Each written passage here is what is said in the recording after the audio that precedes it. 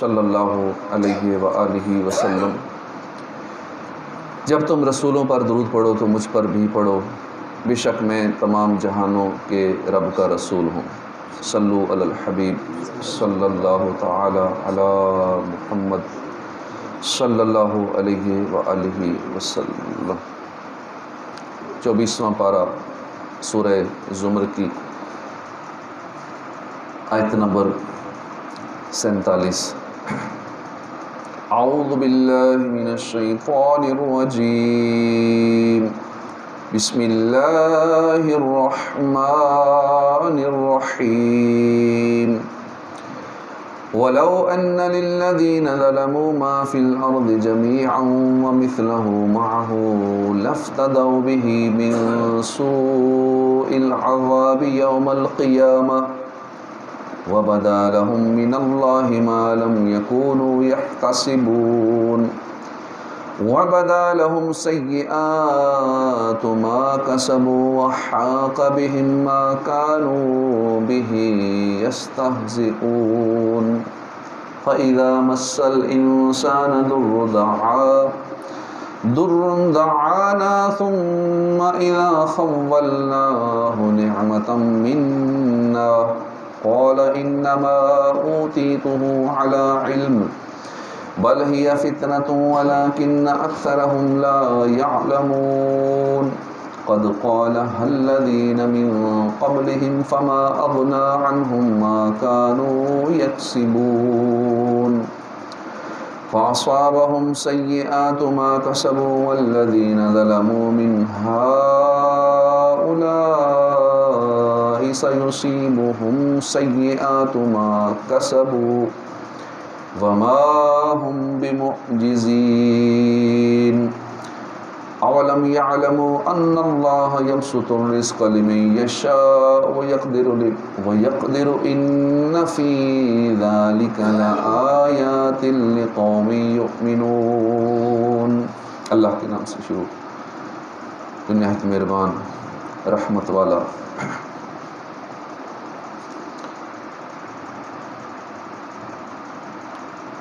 وَلَوْ أَنَّ لِلَّذِينَ ظَلَمُوا، اور اگر یہ کہ ان لوگوں کے لیے جنہوں نے ظلموا ظلم کیا، ما فی الارض جو کچھ زمین میں ہے، جمیعا ومثلہ سب اور اس کی مثل، معہ اس کے ساتھ، لفتدوا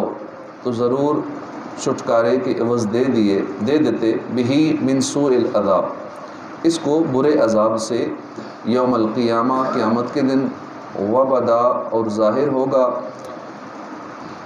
لہم من اللہ ان کے لیے اللہ کی طرف سے، ما لم یکونوا یحتسبون وہ جس کا وہ گمان بھی نہ رکھتے تھے، وبدا لہم اور ظاہر ہو جائیں گی ان پر، سیئات ان کی برائیاں، ما کسبوا جو انہوں نے کمایا، وحاق اور گھیر لے گا، بہم ان کو، ما کانوا بہ یستہزئون وہ عذاب جس کا وہ مذاق اڑاتے تھے۔ فَإِذَا مَسَّ الْإِنسَانَ پھر جب آدمی کو تکلیف پہنچتی ہے، ضُرٌّ دعانا کوئی تکلیف، تو وہ دعانا پکارتا ہے ہمیں، ثم اذا پھر جب، خولناہ نعمتا منا پھر جب اسے دیتے ہیں کوئی نعمت اپنے پاس سے، قال تو کہتا ہے، انما اوتیتہ مجھے دیا گیا وہ صرف علی علم ایک علم کی بنا پر، بل ہی فتنۃ بلکہ وہ ایک آزمائش ہے، ولکن اکثرہم لا یعلمون اور لیکن اکثرہم ان میں اکثر لا یعلمون نہیں جانتے، قد قالہا بے شک قالہا ایسی بات کہی تھی، الذین ان لوگوں نے جو من قبلہم ان سے پہلے گزرے، فما اغنا تو کام نہ آیا، عنہم ان کے، ما کانوا یکسبون جو وہ کماتے تھے، فاصابہم سیئات تو انہیں پہنچی، سیئات اس کی برائیاں، ما کسبوا جو انہوں نے کمایا، والذین ظلموا اور وہ لوگ جنہوں نے ظلم کیا، من ہؤلاء ان میں سے، سیصیبہم ان قریب انہیں پہنچیں گی، سیئات اس کی برائیاں، ما کسبوا وما هم بمعجزین، جو انہوں نے کمایا اور نہیں وہ بمعجزین عاجز کرنے والے۔ اولم یعلموا، اور کیا وہ نہیں جانتے، ان اللہ، کہ اللہ یبسط الرزق لمن یشاء، کشادہ کرتا ہے، یبسط کشادہ کرتا ہے، رزق لمن یشاء، جس کے لیے رزق وہ چاہتا ہے کشادہ کرتا ہے، ویقدر، اور تنگ کر دیتا ہے، ان فی ذالک، بے شک اس میں، لآیات لقوم یؤمنون، ضرور نشانیاں ہیں ان لوگوں کے لیے، یؤمنون جو ایمان لاتے ہیں۔ ترجمہ کنز العرفان۔ اور اگر ظالموں کے لیے ہوتا جو کچھ زمین میں ہے وہ سب اس کے ساتھ اس جیسا اور بھی ظالموں کی ملک میں ہوتا تو قیامت کے دن بڑے عذاب سے چھٹکارے کے عوض وہ سب کا سب دے دیتے، اور ان کے لیے اللہ کی طرف سے وہ عذاب ہوگا جس کا انہوں نے سوچا بھی نہیں تھا،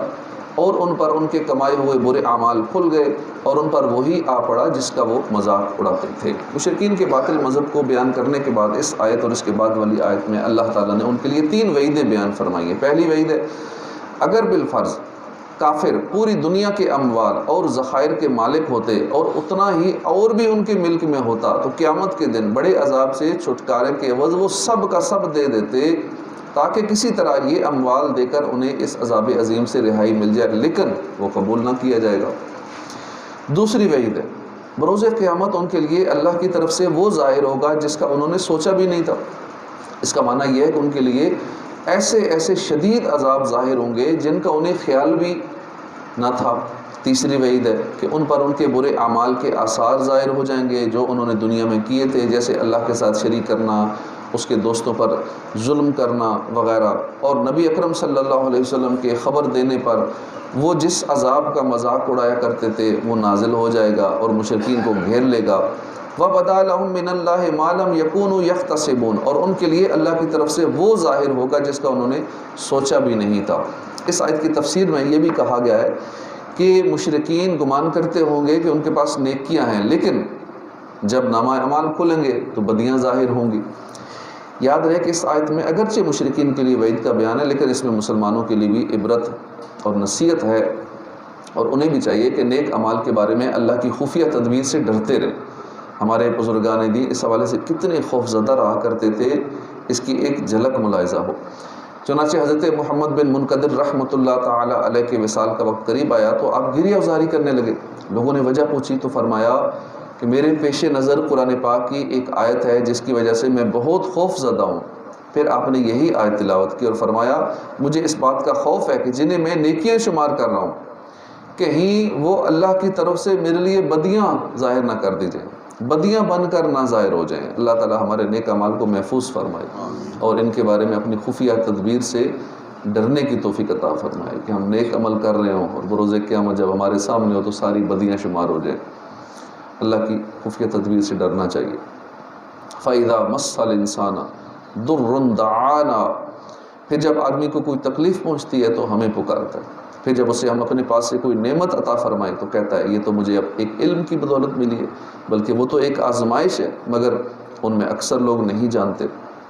یعنی یوں تو مشرک اپنے معبودوں کے ذکر سے مسرور ہوتا ہے اور اللہ کے ذکر سے منہ بگاڑتا ہے، لیکن جب اسے کوئی تکلیف پہنچتی ہے تو وہ اس وقت ہمیں پکارتا ہے اور ہم سے مدد طلب کرتا ہے۔ پھر جب ہم اپنے فضل سے اس کی تکلیف دور کر دیں اور اسے اپنے پاس سے کوئی نعمت عطا فرما دیں تو وہ اس راحت اور نعمت کو ہماری طرف منسوب کرنے کے بجائے یوں کہتا ہے کہ میں معاش کا علم رکھتا ہوں، علم معاشیات کا ماہر ہوں، میں سارا علم جانتا ہوں، اس کے ذریعے سے مجھے یہ دولت ملی ہے، مجھے فلاں سکل آتا تھا نا اس لیے میں مالدار ہو گیا ہوں، مجھے پروگرامنگ آتی تھی نا تو اس لیے مالدار ہو گیا، مجھے فلاں میرے پاس ہنر تھا میں اس لیے مالدار ہوں۔ حالانکہ ایسا نہیں ہے، بلکہ یہ راحت اور یہ نعمت یہ اللہ تعالیٰ کی طرف سے، یہ آزمائش اور امتحان ہے۔ جس کے پاس نہیں ہے مال و دولت اس پہ بھی آزمائش ہے، اور جس کے پاس ہے اس کے لیے بھی آزمائش ہے، دونوں کو امتحان ہے۔ اب خوش نصیب ہے جو اس امتحان میں پاس ہو جاتا ہے، جس کے ذریعے دیکھا جاتا ہے کہ بندہ اس کے ملنے پر شکر کرتا ہے یا ناشکری کرتا ہے۔ لیکن ان میں اکثر لوگ نہیں جانتے کہ یہ نعمت اور عطا استدراج ہے اور امتحان ہے۔ مصیبت اور راحت کے وقت مشرکوں کی عملی حالت کو دیکھتے ہوئے ہمیں اپنی حالت پر بھی غور کرنا چاہیے کہ ہم بھی مصیبت میں خدا کو یاد کرنے اور خوشی کے وقت بھلا دینے کے مرض میں مبتلا تو نہیں ہے۔ حضرت ابو ہریرہ رضی اللہ عنہ سے روایت ہے، رسول کریم صلی اللہ علیہ وآلہ وسلم نے فرمایا، جو یہ چاہے کہ مصیبتوں کے وقت اللہ تعالیٰ اس کی دعا قبول کرے تو وہ آرام کے زمانے میں زیادہ دعائیں مانگا کرے۔ جب راحت ہو، آرام ہو، کوئی مصیبت نہ ہو، صحت بھی اچھی ہے، گھر میں بھی کوئی مسئلہ مسائل نہیں ہے، تو اس وقت زیادہ دعائیں مانگا کرے۔ مصیبت کے وقت انشاءاللہ اس کو وہ دعائیں کام آئیں گی۔ اللہ تعالیٰ ہمیں راحت و تکلیف ہر حال میں اپنا ذکر اور اپنی اطاعت کرنے کی توفیق عطا فرمائے، آمین۔ اس آیت سے معلوم ہوا کہ اللہ کی بارگاہ سے عطا ہونے والی کوئی نعمت یہ آزمائش بھی ہو سکتی ہے۔ ہم زیادہ اس پہ خوش نہ ہوا کریں کہ مجھے یکدم راتوں رات کروڑ پتی بن گیا، راتوں رات میرا ایسا ہو گیا، اور ہے لوگوں کو ملتا ہے، آج کل تو زیادہ آسان ہے کرنا، لیکن اس پہ اتنا خوش ہوتے ہیں کہ شاید کئیوں کا خوشی سے ہارٹ اٹیک ہو جاتا ہے کہ اتنا مل رہا ہے مجھے روز کا۔ تو یہ ڈرنا چاہیے کہ جو اتنا اچانک مل رہا ہے کہیں یہ آزمائشی نہ ہو، روز کی لاکھوں کی آمدنی شروع ہو گئی ہے، کہیں یہ میرے لیے آزمائشی نہ ہو۔ اور یہ بھی معلوم ہوا کہ دنیا کی نعمتیں پانے والوں کی ایک تعداد ایسی ہے جو نعمتوں کے آزمائش ہونے اور اس کا انجام برا ہونے کو نہیں جانتی، اور نعمتوں پر تکبر اور غرور کرنے کی وجہ سے ان کے دل سخت ہو چکے، غفلت ان پر غالب آ چکی ہے، وہ ان نعمتوں پر مطمئن ہو گئے اور اپنے مالک و مولا اور آخرت کو بھول چکے۔ اگر غور کیا جائے تو ہمارے معاشرے میں بطور خاص مالدار اور منصب دار طبقے کی ایک تعداد ایسی نظر آئے گی جن کے پاس نعمتوں کی بہتات ہے، اور ان کا حال یہ ہے کہ تکبر اور غرور کا نشہ ان کے سر سے نہیں اترتا۔ دل ایسے سخت ہو چکے ہیں کہ انسان کو انسان سمجھنا بھی انہیں ناگوار گزرتا ہے۔ غفلت ایسی غالب ہے کہ انہیں فرض نمازوں اور ان کی رکعتوں کی تعداد تک یاد نہیں ہے۔ نعمتوں پر مطمئن ایسے ہیں جیسے یہ ہمیشہ ان کے پاس رہیں گی، اور یہ بات ان کے خیال میں بھی نہیں آتی کہ ایک دن انہیں ضرور مرنا ہے، قبر میں منکر نکیر کے سوالات کے جوابات دینے ہیں، اور قیامت کے دن ایک ایک نعمت کا اور ہر عمل کا اللہ کی بارگاہ میں حساب دینا ہے۔ اے کاش ان کی سمجھ میں یہ بات آ جائے کہ دنیا کی سب نعمتیں عارضی ہیں اور فانی ہیں، اور دنیا میں نعمتیں دے کر انہیں آزمایا بھی جا سکتا ہے۔ اس لیے ان نعمتوں پر تکبر اور غرور کرنے اور ان پر مطمئن ہونے کی بجائے آخرت میں ملنے والی دائمی نعمتوں کو حاصل کرنے کی کوشش کرنی چاہیے۔ اللہ تعالیٰ انہیں ہدایت اور عقل سلیم عطا فرمائے۔ قد قالها الذین من قبلہم فما اغنی عنہم ما کانوا یکسبون، ان سے پہلوں نے بھی ایسے ہی بات کہی تھی تو ان کی کمائیاں ان کے کچھ کام نہ آئیں۔ یعنی کفار مکہ سے پہلے جو لوگ گزرے ہیں انہوں نے بھی یہ بات کہی تھی کہ یہ نعمت تو ہمیں ایک علم کی بدولت ملی ہے۔ مفسرین فرماتے ہیں کہ پہلوں سے مراد قارون اور اس کی قوم ہے۔ قارون نے یہ کہا تھا کہ یہ خزانہ تو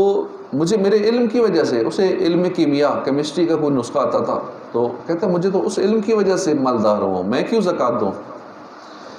اور قارون کی قوم چونکہ اس کی بیہودہ گوئی پر راضی رہی تھی، اس لیے وہ بھی کہنے والوں میں شمار ہوئی۔ بعض مفسرین فرماتے ہیں ممکن ہے کہ قارون کے علاوہ سابقہ امتوں میں سے اور لوگوں نے بھی ایسا کہا ہو، فما اغنی عنہم ما کانوا یکسبون، تو ان کی کمائیاں ان کے کچھ کام نہ آئیں۔ یعنی جو نعمت انہیں ملی اس نے ان سے سختی اور عذاب دور نہ کیا، اور نہ ہی اس نعمت نے انہیں کوئی فائدہ دیا۔ فَأَصَابَهُمْ سَيِّئَاتُ مَا كَسَبُوا وَالَّذِينَ ظَلَمُوا مِنْ هَٰؤُلَاءِ سَيُصِيبُهُمْ سَيِّئَاتُ مَا كَسَبُوا وَمَا هُمْ بِمُعْجِزِينَ، تو ان پر پڑ گئی ان کی کمائیوں کی برائیاں، اور وہ جو ان میں ظالم ہیں قریب ان پر پڑیں گی ان کی کمائیوں کی برائیاں، اور وہ قابو سے نہیں نکل سکتے۔ یعنی پہلے لوگوں نے جو برے اعمال کیے تھے ان کی سزائیں انہیں پہنچیں، اور اے حبیب صلی اللہ علیہ وآلہ وسلم آپ کے ہم عصر وہ لوگ جو شرک کر کے اپنی جانوں پر ظلم کر رہے ہیں، ان قریب پہلوں کی طرح ان پر بھی ان کے کفر اور گناہوں کی سزائیں آ پڑیں گی، اور وہ اپنے برے اعمال اور اخلاق کی بنا پر اللہ کو بے بس نہیں کر سکتے۔ کفار مکہ کو ان کے اعمال کی سزائیں ملی، چنانچہ ان پر قحط کی مصیبت آئی، وہ 7 برس تک قحط کی مصیبتوں میں مبتلا رکھے گئے۔ غزوہ بدر کے دن ان کے بڑے بڑے سردار قتل کر دیے گئے۔ اولم یعلموا ان اللہ یبسط الرزق لمن یشاء ویقدر، کیا انہیں معلوم نہیں کہ اللہ روزی کشادہ کرتا ہے جس کے لیے چاہتا ہے اور تنگ بھی کرتا ہے، بے شک اس میں ایمان والوں کے لیے ضرور نشانیاں ہیں۔ یعنی اے حبیب صلی اللہ علیہ وسلم، جن لوگوں کی تکلیف ہم نے دور کر دی اور وہ ہمارا احسان ماننے کی بجائے کہنے لگے یہ نعمتیں تو ہمیں ہمارے علم کی بنا پر ملی ہیں، کیا وہ جانتے نہیں کہ تکلیف اور راحت، وسعت اور تنگی، مصیبت اللہ کے دستے قدرت میں ہے، اس کے علاوہ اور کوئی یہ قدرت نہیں رکھتا؟ کیا وہ جانتے نہیں کہ اللہ تعالیٰ اپنے بندوں میں سے جس کے لیے چاہے روزی کشادہ کر دے، جس کے لیے چاہے تنگ کر دے؟ بے شک یہ بندوں پر اللہ کی حجتیں ہیں تاکہ وہ ان کے ذریعے عبرت اور نصیحت حاصل کرے، اور بے شک رزق کی وسعت اور تنگی میں ایمان والوں کے لیے اس بات پر ضرور دلائل ہیں کہ رزق وسیع اور تنگ کرنے والا اللہ تعالیٰ ہی ہے۔ تو جو شخص ان نشانیوں کو دیکھ لے گا اور دلائل کو سمجھ لے گا تو وہ نعمت ملنے کو اپنے علم اور کوشش کی طرف منسوب نہیں کرے گا، بلکہ اسے اللہ کا ہی فضل و کرم اور اللہ کی عطا قرار دے گا۔ اور جب اللہ کا فضل و کرم اللہ کی عطا قرار دے گا تو اس کے اندر غرور تکبر نہیں آئے گا۔ جتنی بھی اسے نعمتیں مل گئی دنیا میں وہ اکڑے گا نہیں، دوسروں کو حقیر نہیں سمجھے گا، دوسروں کو گھٹیا نہیں سمجھے گا۔ تو اللہ پاک ہدایت نصیب فرمائے۔ ہمارے نگاہ میں چونکہ دنیا ہی سب کچھ ہے، حالات ایسے ہیں، دنیا کے لیے ساری قربانیاں بھی دیتے ہیں، دنیا کے لیے وقت بھی دیتے ہیں اور دنیا کے لیے مال بھی خرچ کرتے ہیں، آخرت کے لیے کوشش نہیں کرتے۔ اور دین اسلام نے ہماری ہر حوالے سے مکمل رہنمائی فرماتی ہے، لیکن پھر بھی ہم اس سے ہٹ کے اوروں کے پیچھے بھاگتے ہیں۔ مسجد میں آنے کے لیے وقت نہیں ہے، باقی ہر جگہ جانے کے لیے ٹائم ہے۔ کل ایک پروگرام میں ہم گئے، اب چونکہ وہ ایک دنیاوی حوالے سے پروگرام، ٹاپک تو اچھا تھا، تربیت بھی بڑی اچھی انہوں نے کی، لیکن نچوڑ نکالا جائے، انہوں نے جب سمرائز کی ساری بات کو 3 گھنٹے کا لیکچر دینے کے بعد، میں بھی گیا ہوا تھا، گیا میں آخر میں، تو اس میں زیادہ ہمارے تھے، ہمارے سیکٹر 4 کے، ایئرپورٹ سوسائٹی کے، حال فل تھا، میرے خیال 2000 سے 3000 اتنے لوگ ہوں گے، اور نماز میں دیکھ لیں وہاں 3 گھنٹے کے لیے دنیا تیار ہے وقت دینے کے لیے، لیکن جہاں آخرت کی تیاری کرنی ہے، جو اللہ پاک کا فرض ہے ہمارے اوپر، اور سیکھنے گئے تھے بچوں کی تربیت کیسے کرنی ہے۔ تو اب سکھانے والے نے بھی نچوڑ نکالا اینڈ پہ یہی کہ بچوں کی تربیت جو کرنی ہے نا، اصل میں ہے اللہ کا فضل و کرم۔ اللہ کی طرف سے اگر نظام ٹھیک ہو تو آپ کے بچے آپ کے فرما بردار بھی ہوں گے، بچے نیک بھی ہوں گے، سارا کچھ ہو جائے گا۔ لیکن اگر اس کی طرف سے نہیں لکھا ہوا نا، تو پھر آپ جو مرضی کر لیں، پھر چاہے نوح علیہ السلام کا بیٹا بھی ہو، اب ان سے بہتر تربیت کس نے کی ہوگی؟ اللہ کے نبی ہے نا، نبی کیا نہیں جانتے کہ بچوں کو کیسے تربیت کرنی ہے؟ نبی تو ساری دنیا سے بڑھ کر زیادہ عقل مند ہوتے ہیں، ساری سکلز وہ جانتے ہیں، پیرنٹنگ کی ساری کوالٹیز نبی سے بڑھ کر اور کون جانے گا؟ لیکن کیونکہ وہ جو تربیت کر رہے تھے ان سے بھی کسی نے سوال کیا کہ آپ کہتے ہیں اچھی پیرنٹنگ کا مطلب تھا بچوں کی تربیت نہیں، والدین کی تربیت۔ اس وقت بچوں کو تربیت کی حاجت نہیں، والدین کو تربیت کی حاجت ہے کہ بچوں کی تربیت کیسے کرنی ہے۔ بچہ جب ماں کے پیٹ میں، اس ٹائم کیا بچوں کو سکھانا ہے، اس ٹائم کیا تربیت کرنی ہے۔ جیسے غوث پاک کی تربیت تھی، پیدا ہوئے تو 15 سپارے حفظ تھے، اسی طرح اور بزرگوں کے بارے میں آتا ہے، یہ سارے کہاں حفظ کیے؟ ماں کے پیٹ میں حفظ کیے۔ تو تربیت شروع ہوتی ہے، حفظ شروع ہوتا ہے، تجوید شروع ہوتی ہے جب بچہ ماں کے پیٹ میں ہے، وہاں سے شروع ہوتی ہے۔ لیکن ہم بڑے بھی ہو جاتے ہیں پھر بھی کہتے ہیں ابھی چھوٹا ہے،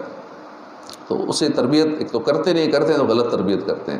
تو جب ان سے بھی یہ سوال ہوا کہ آپ اتنی تربیت کرتے ہیں کہ پیرنٹنگ یوں ہے تو بچوں کو یوں کرنا چاہیے، یوں کرنا چاہیے، 1 سال کا ہو تو یوں تربیت کریں، 2 سال کا تو 7 سال کا تو 14 سال کا، یوں تربیت کرنی چاہیے، تو کیا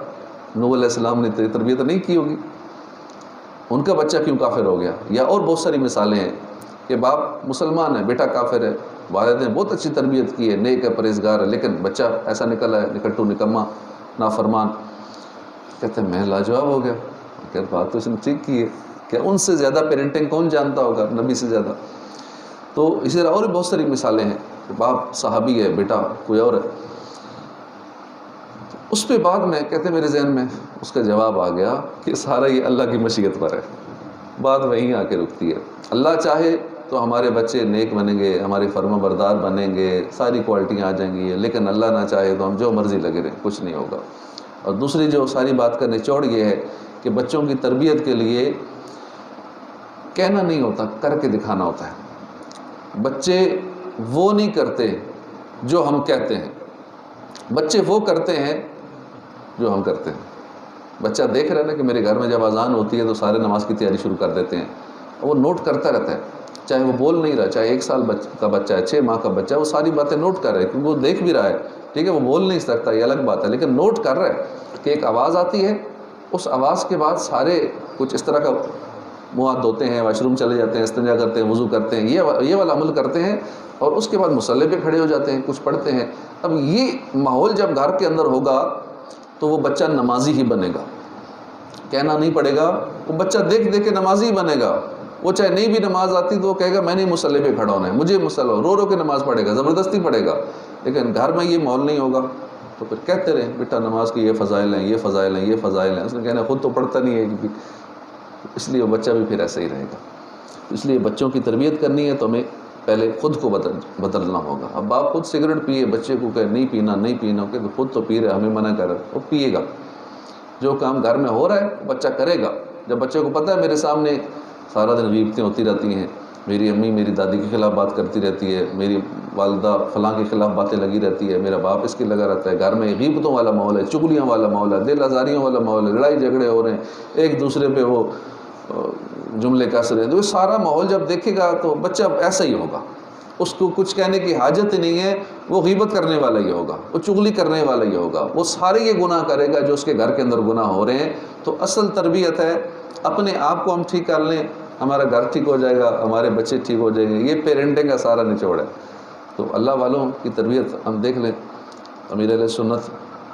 کی تربیت دیکھ لیں، اب ان کے ساتھ جو بچے رہتے ہیں ماشاءاللہ کیسی ان کی تربیت ہوتی ہے ہر حوالے سے۔ تو ہمیں بھی خود کو بدلنا پڑے گا اگر ہم چاہتے ہیں گھر والے بدلیں، بچے بدل جائیں، اور اسی طرح ہمیں آخرت کے لیے وقت دینا پڑے گا۔ جس طرح ہم دنیا کے لیے 3 گھنٹے لوگوں کے لیکچر سننے کے لیے وقت نکال سکتے ہیں، تو اس طرح ہمیں مسجد کے لیے بھی وقت نکالنا چاہیے، نماز کے لیے۔ بہت سارے نمازی مجھے مل گئے اپنے، میں کہا آپ کدھر، ہم تو اتنے بجے آئے، 10 بجے کے آئے ہوں اور 1:30 بج گیا، اور پھر بھی کھڑے ہیں، پھر بھی ساتھ ہو جی میرے ساتھ فوٹو سیلفی لیں گے۔ اور خواتین زیادہ سیلفیاں لے رہی ہیں، مردوں سے زیادہ جو صاحب تربیت کرنے آئے ہوئے تھے ان کے ساتھ لیڈیز زیادہ کے ساتھ تصویر بنائیں گی، ساتھ مرد کے ساتھ تصویر بنانے کے لیے وہ پھر گھروں میں لگائیں گی، دکھائیں گی سب کو، دیکھیں میرے فلاں کے ساتھ۔ اب کیوں تصویر ہے؟ اس لیے کہ وہ سوشل میڈیا پہ مشہور ہے۔ ہماری سوچ ہوتی ہے جو سوشل میڈیا پہ مشہور ہے، ٹھیک ہے، بظاہر وہ نہ وزیر اعظم ہے، نہ صدر نام میں نہیں ہے، نہ کچھ، صرف یہ سوشل میڈیا پہ مشہور ہے، اس کے فالوور سبسکرائبر زیادہ ہیں، تو ذرا